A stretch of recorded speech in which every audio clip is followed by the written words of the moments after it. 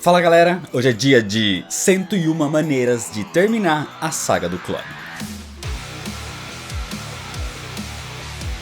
É uma história da Marvel escrita por Mark Bernardo e desenhada por Ben Herrera no ano de 1997.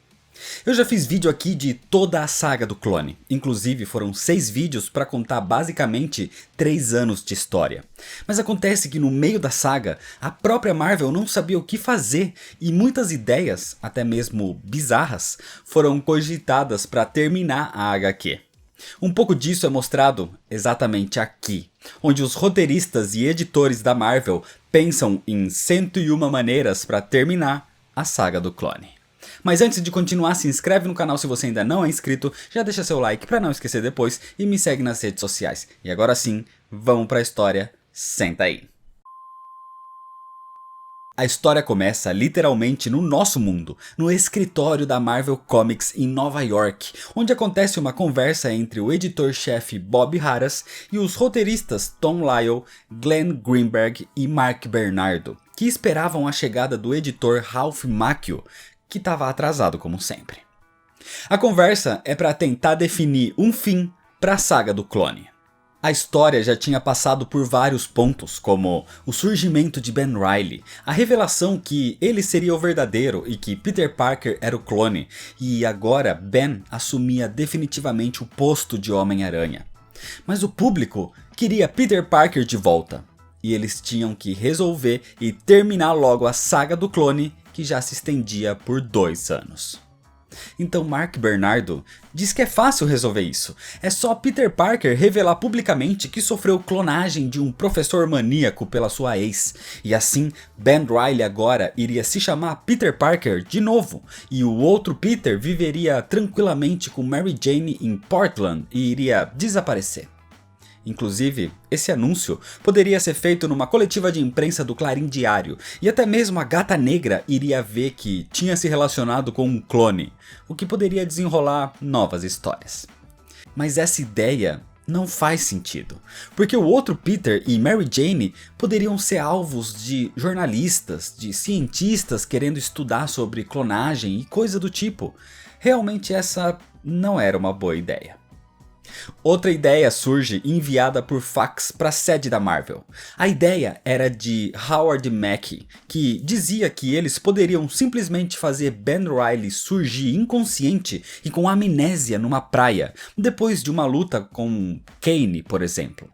E no hospital ele começaria a lembrar da sua vida, sem ter certeza se é Peter Parker ou Ben Reilly, e simplesmente ele passa a se chamar agora de Peter. Mas isso era tipo voltar para a estaca zero, onde ele não sabia se era um clone ou não. Essa ideia também era péssima. De repente, outro fax chega com uma ideia de Todd Dezago. Enquanto Peter e Ben Reilly faziam testes com Seward Trainer para saber quem era um clone ou não, poderia surgir um terceiro Homem-Aranha vindo do passado.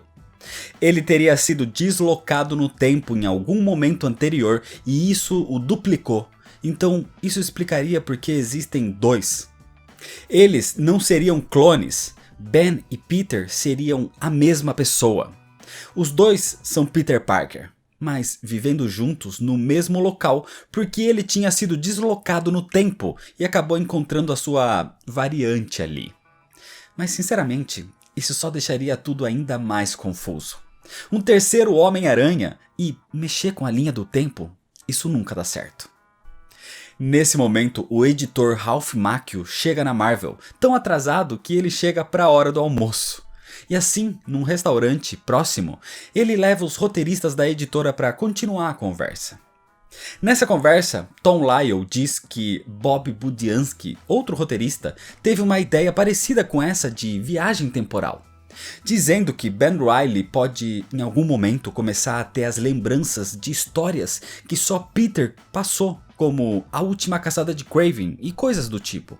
Até que um dia Judas Traveler, que eles ainda não tinham definido o que fazer com o personagem, iria aparecer libertando Carnificina para que atacasse o Homem-Aranha. Só que no meio de um combate generalizado, o Carnificina poderia matar Judas Traveler e isso faria com que Scryer, que o acompanhava, ficasse livre, Porque eles inventariam que o Scryer tinha uma dívida com o Judas, mas com a morte dele o Scryer poderia usar os seus poderes agora. Na verdade, nesse momento da história, eles também não tinham definido o que fazer com a figura do Scryer no meio disso tudo. A ideia é que, com tudo isso, o Scryer iria contar que Ben Reilly e Peter Parker são a mesma pessoa, só que deslocados no tempo. E agora, com os seus poderes, ele funde os dois num único Homem-Aranha, e esse seria um novo Peter, com todas as suas memórias mescladas, acabando assim com a saga do clone. Mas eles precisavam de uma motivação para isso. Então os roteiristas complementam a ideia. O real responsável disso poderia ser Mephisto. Ele poderia estar por trás disso tudo desde o começo. Ele poderia ser o Scryer disfarçado. Mephisto estaria fazendo isso para consumir o tormento da alma de Peter Parker. Só que aí, Judas Traveler, antes de morrer pelo ataque do Carnificina, iria fazer uma troca e oferecer a sua alma no lugar da de Peter, porque ele se sentia mal com tudo isso, e ele deve isso ao Homem-Aranha, que salvou a sua vida um tempo antes, quando ele quase foi consumido numa explosão no meio da saga do clone. E mais valiosa que a alma de um bom homem como o Homem-Aranha, é a alma de um homem mau como Traveler, que se torna bom. Então Mephisto aceita a oferta, e Peter Parker, fundido com a sua contraparte deslocada no tempo, que era Ben Reilly, volta a ser um só, e se mantém como o Homem-Aranha oficial dos quadrinhos. Só que, voltando para o escritório da Marvel, os roteiristas são interrompidos pela cronologia da Marvel, porque essa ideia deixaria vários furos de roteiro. Nessa época, o Mephisto tinha sido considerado morto pelo seu filho Blackheart. E um Peter deslocado no tempo não poderia ter a mesma idade que o outro. Ele seria mais jovem. Então não faz sentido essa ideia de Mephisto, muito menos de linha temporal deslocada. Então essa ideia é descartada. Assim, o editor Tom DeFalco chega na sala dos roteiristas e diz que a solução é derreter Ben Reilly. Fazer a degradação dele para manter realmente Peter Parker como Homem-Aranha mais uma vez e dizer que Ben era um clone esse tempo todo mesmo. Mas como explicar isso? Como reverter a situação dos clones? Mas a única coisa que ele faz é dar a ordem, e os roteiristas que deveriam encontrar um jeito de explicar isso. A ideia poderia ser falar que Seward Trainer estava por trás disso. Ele era um traidor porque, na verdade, ele considerava Ben Reilly como um filho e queria o bem dele, por isso mentiu falando que Peter era um clone. Ou eles poderiam usar o Programador Mestre, que era ele quem estava por trás disso tudo o tempo todo, inclusive pelas ações de Seward Trainer. Mas os roteiristas tinham outros planos para a identidade real do Programador Mestre, que eles não vão revelar agora, para não estragar a surpresa, né? Mas no futuro a gente descobre que o Programador Mestre era o Dr. Octopus, e é por isso que ele é trazido de volta dos mortos futuramente. Mais roteiristas começam a se juntar a esse debate e ninguém chega a conclusão nenhuma. E nessa época estava acontecendo a saga Massacre nos quadrinhos da Marvel. Então eles têm até uma ideia de usar um sentinela gigante e simplesmente matar Ben Reilly pisoteado. Mas essa seria uma morte péssima. Era melhor usar o corpo dele depois como mata-moscas ou cabide de aranha. Era algo ridículo. Ninguém conseguia chegar numa solução satisfatória. A saga do clone estava num nível de confusão tão grande que só alguém extremamente maníaco, irracional e extremo como o Duende Verde poderia ter planejado algo do tipo. E assim os roteiristas param e percebem. Talvez essa seja a solução.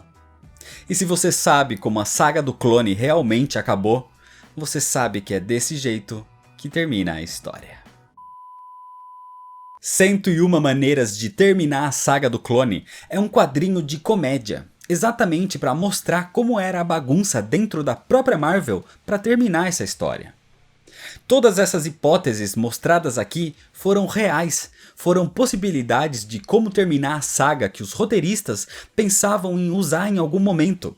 E mesmo que ninguém quisesse mexer na morte de Norman Osborn, essa foi a única solução encontrada. Esse quadrinho não dá para ser analisado em questão de roteiro, narrativa ou algo assim. É um registro cômico de como se deram as discussões e dificuldades para encontrar um encerramento. Tanto que essa HQ acabou sendo colocada como se passando num universo alternativo, a Terra 1218.